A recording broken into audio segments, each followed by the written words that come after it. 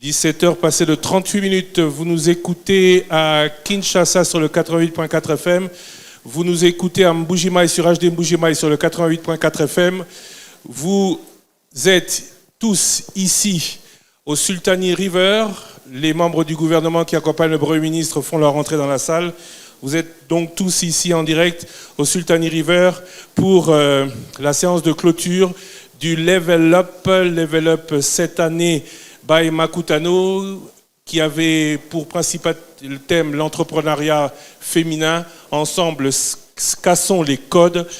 Cela a duré 2 jours, cela a été riche en enseignements. Merci à vous tous d'être venus. Et en attendant que les ministres ne s'installent et que le Premier ministre ne fasse son entrée, je vais, oui, finalement, céder le micro à M. Anthony Kinzo. Il est où? M. Anthony Kinzo, la parole est à vous.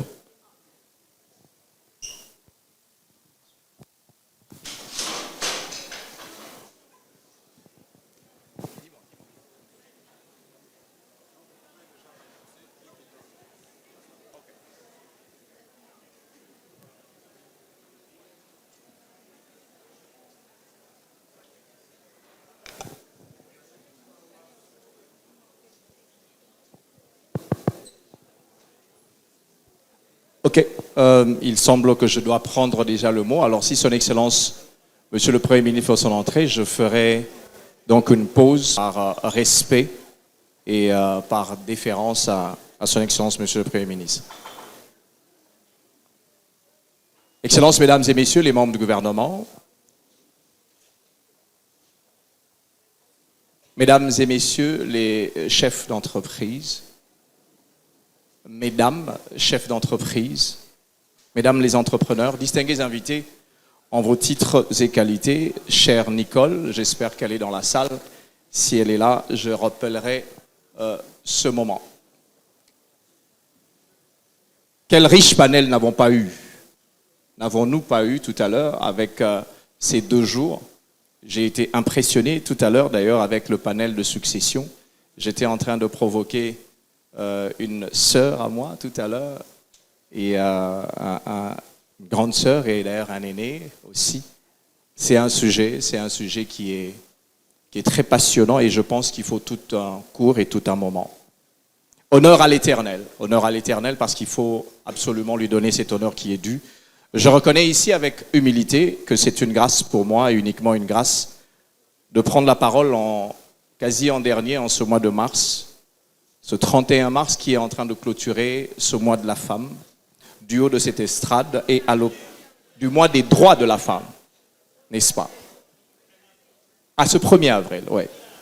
À l'occasion de ce Level Up by Makutano, qui clôture en fait ce mois, exclusivement consacré à la promotion des droits de la femme. Droit qu'elle a acquis normalement au cours des années avec peine, avec lutte, dont elle a fait l'objet, sans jamais lâcher prise. Alors je voudrais dire à toutes les mamans et à toutes les femmes, bonne fête à vous toutes ici présentes. Éduquer une femme, c'est éduquer toute une nation, dit-on. Car la femme est la pionnière de la vie, la pionnière de l'amour, la pionnière de la paix, la pionnière de l'équilibre d'un foyer, de la justice et de l'éducation première de l'enfant. Une mère le restera pour toujours et à jamais. Une mère est irremplaçable. On n'a pas 2 mères, on n'a pas 3 mères, on a une seule mère. La femme est le meilleur cadeau que Dieu a donné à l'homme, à la société, à la nation. La femme mérite donc notre respect, notre révérence, notre attention, notre écoute, et je vous laisse ajouter. Aujourd'hui, le rôle important que la femme joue au sein de l'écosystème politique, économique et culturel. J'ai suivi au loin le panel politique qui a été conduit par les femmes, combien houleux, combien enrichissant, n'est plus à démontrer. Elle fait preuve des mêmes compétences, qualifications et détermination que l'homme à tous les niveaux de la société et s'impose de plus en plus comme un acteur clé du développement. Telle est par exemple la montée en puissance de l'entrepreneuriat féminin, qui s'impose de plus en plus comme un pilier important dans l'écosystème économique ou bien de l'écosystème économique moderne et facteur de développement et de création d'emplois et de richesses. Un outil économique puissant, dans la définition de toute politique ou stratégie économique nationale et voire du programme d'action de son Excellence, Monsieur le Président de la République, chef de l'État, ainsi que celui du gouvernement de la République. Tenez, les statistiques du guichet unique de création d'entreprise, en matière de création d'entreprise, en sont une illustration. De 2019 à 2022, suivez les différentes catégories. Les personnes physiques qui sont femmes, qui ont dû créer les entreprises, j'insiste, en 2019, toute l'année, on en a eu 2711. Donc il y a eu 2711 femmes, personnes physiques. En 2020, pendant qu'il y avait Covid, il y avait 2580. En 2021, il y en a eu 3676 ou 3676. Et en 2022, en termes de projection, toutes choses restant égales par ailleurs, on devrait atteindre 6272 en attendant le rapport. Et vous voyez donc qu'il y a une progression. Toujours en termes des statistiques, les entreprises qui ont connu des femmes qui ont été majoritairement les directeurs ou qui ont été majoritairement les responsables, en 2019, on en a eu 8 et en 2022, on est en train de conclure avec 24. Progression encore. Ensuite, les sociétés pour lesquelles les capitaux ont été détenus par les femmes. En 2019, on en a eu 840. En 2020, on en a eu 964. En 2021, on en a eu 1360. Et en 2022, on devrait terminer avec 2150. Et ensuite, les entreprises pour lesquelles l'actionnariat féminin a été le plus élevé, pour ne pas dire c'était le seul actionnariat. En 2019, on en a eu 1162. En 2020, 1284. En 2021, 1917. Et on est en train de terminer en 2022 avec 3022. Ceci prouve à suffisance que nous avons un regain dans l'entrepreneuriat féminin. Et même le processus de mise en œuvre des réformes pour assainir le climat des affaires accorde une place prépondérante à la promotion de l'entrepreneuriat féminin dans notre pays, ce qui a conduit à la mise en œuvre de plusieurs réformes en sa faveur, notamment la suppression de l'autorisation maritale, autrefois exigée à la femme mariée, entrepreneur pour créer son entreprise, en vue de l'exercice d'une activité économique lucrative, faire le commerce et voire même pour exercer une activité professionnelle. Cela, soit dit en passant, c'est grâce à cette réforme que nous, en RDC, on a connu un bond de plus de 70 places sur la réforme création d'entreprise qui est évaluée par Doing Business. Aujourd'hui donc, la femme accède librement à la terre, postule aisément à toutes les fonctions, même celles autrefois étaient réputées réservées à la seule gente masculine. Mais je voudrais rappeler, et je le dis à voix basse, mais je le dis fermement quand même, je voudrais rappeler que par sagesse, l'homme reste et demeurera le chef de famille, peu importe sa position, sa condition et même son état. La stigmatisation, l'indexation, la discrimination, telles que pratiquées dans certaines de nos sociétés traditionnelles et même modernes, laissent de plus en plus place à la seule méritocratie et aux seules valeurs humaines. Son Excellence, Monsieur le Président de la République, champion de la masculinité positive d'ailleurs, ainsi que le gouvernement, prône, je veux dire aujourd'hui, prône la parité homme-femme. Aujourd'hui, la femme compétente et compétitive peut se voir attribuer les mêmes charges et fonctions que les hommes. Je tire ici ma révérence à Son Excellence la ministre d'État, F. Bazaïba, qui aujourd'hui prouve que la femme peut et sait exercer. Tout est fonction de la méritocratie et du savoir-faire et rien d'autre. Et ça devrait motiver tout le monde. Et d'ailleurs, dans le gouvernement Sama 2, nous avons 28% des femmes contre le reste qui est des hommes. Dans la politique, les affaires, l'administration, la fonction publique, l'entrepreneuriat, etc., nous sommes agréablement surpris de voir des femmes déterminées, visionnaires, émerger, à même de changer le paradigme ancien, celui consistant à restreindre la femme au seul rôle de procréation, de sujet de l'homme, comme ça a été vu dans la tradition. Oui, je n'ai pas honte de le dire aujourd'hui, je n'ai pas honte que la femme méritante peut encore monter plus haut. N'est-on pas en train de parler de level up, plus haut que ce qu'elle est aujourd'hui, et rendre toute la nation fière d'elle, fière de lui et fière du pays. Ne voyons-nous pas dans le monde des femmes chefs d'État, des femmes premiers ministres, des femmes pilotes de l'air, des femmes scientifiques, des femmes avec de titres honorifiques, des femmes milliardaires dans le classement Forbes, des femmes avec différents titres. Je voudrais dire à la femme congolaise, celle qui est ma mère, celle qui est ma sœur, celle qui est ma fille, celle qui est ma petite fille demain, je voudrais dire à cette femme, c'est possible et c'est vraiment possible. Excellences, mesdames et messieurs les membres du gouvernement, mesdames les chefs d'entreprise, distingués invités en vos titres et qualités. Réclamer ses droits est une chose, mais en jouir est tout autre. Cela exige de la vision, de l'engagement, de la détermination, de la discipline, de la compétence, de l'éthique, de la patience, de la dignité. Je souligne et j'insiste, de la dignité, de la passion, de la méritocratie. La réussite dans tous les domaines de la vie est facteur de préparation, de formation, d'organisation, d'action, de patience et d'opportunités qui s'offrent à nous. Et aujourd'hui, c'est un cadre d'opportunités. Femmes du monde, femmes africaines, femmes congolaises, femmes leaders, femmes entrepreneurs, je voudrais te dire, réveille-toi. Sois plus compétitive. Obtiens par la méritocratie et l'endurance. Forme-toi à l'entrepreneuriat. Apprends à monter un business plan. Forge-toi à l'éducation financière inclusive. Cultive l'excellence dans la pratique des affaires. Apprends les lois qui gouvernent ton business. Consolide les relations professionnelles. Emprunte-toi d'un leadership éclairé dans tous les domaines dans lesquels tu es appelé à évoluer. Sois plus compétitive, plus rassurante, plus déterminée. Rappelle-toi que l'Éternel des armées t'a doté des compétences nécessaires. Alors je voudrais te dire, fonce. Sois une battante et n'oublie surtout pas de toujours te rappeler que tout ce qui a de la valeur dans la vie est généralement difficilement accessible, mais pas impossible. Ceci passe par le travail, la foi, la détermination et surtout la grâce de Dieu. Dans cette génération montante, il nous faut des repères.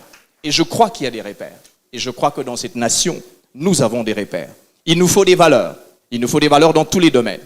Mais je m'étonne et je ne cesse de me questionner. Et je voudrais que vous puissiez vous regarder et qu'on puisse se regarder ensemble. Me questionner sur ces tendances d'avilissement de la femme dans les réseaux sociaux, dans la vie sociale. Que n'avons-nous pas vu et que ne voyons-nous pas? Il est temps que le paradigme change. Il est temps que la femme comprenne sa juste valeur et travaille au rayonnement de la gente féminine dans tous les secteurs de la vie. Il est temps que l'autonomisation de la femme devienne une réalité vécue et non un simple slogan, et non une multiplication des forums. Il faut que cela change. Nicole, j'espère que tu me suis et j'espère que tu es dans la salle. Tu réussis à te frayer un chemin. Les jeunes de ta génération sont en train de voir. Les jeunes qui viennent après toi sont en train de dire, ils ou elles veulent te ressembler. Je suis convaincu d'une chose, dans les années qui sont en train d'arriver, ton nom sera un symbole. Parce qu'en fait, c'est autour de toi et à cause de qu'on est réunis ici. Je voudrais aussi te dire, ne t'arrête pas. Peu importe les coups, peu importe les colibés. Mais surtout, attention à la gloire, parce que la gloire, elle enivre. Alors je voudrais te dire, avance, et avance jusqu'à la fin de la course. Dans la vraie vie de la femme, mesdames et messieurs, distingués invités, de mon point de vue, il est possible que ce soit un point de vue différent. La femme a tellement des défis. Et je voudrais que ce soit des forums dans lesquels on parle de ces défis. Des luttes silencieuses qu'on ne peut peut-être pas voir dans ce genre de forum. Des défis réels. Je pose quelques questions, peut-être que les réponses viendront demain. Comment concilier la gestion d'un mari qui doit avoir sa place de chef de foyer avec l'ambition d'une femme leader? Comment concilier la gestion de l'éducation des enfants qui est généralement remis aux épouses avec la gestion de sa carrière ou des activités qu'elle veut florissantes? Comment concilier la gestion de la carrière avec le fait de voir ses filles et ses fils grandir, devenir des hommes avec détermination alors que son business doit avancer? Pour organiser ce level-up, est-ce qu'elle a pu voir ses enfants? Est-ce que vous avez pu voir vos enfants? Comment concilier une certaine perception indexant la femme qui réussit comme étant une femme insoumise parce qu'en fait, elle n'a pas servi son mari à midi, le soir, et l'homme veut être servi par sa femme, de femme indépendante. En fait, c'est ça le défi de la femme entrepreneur.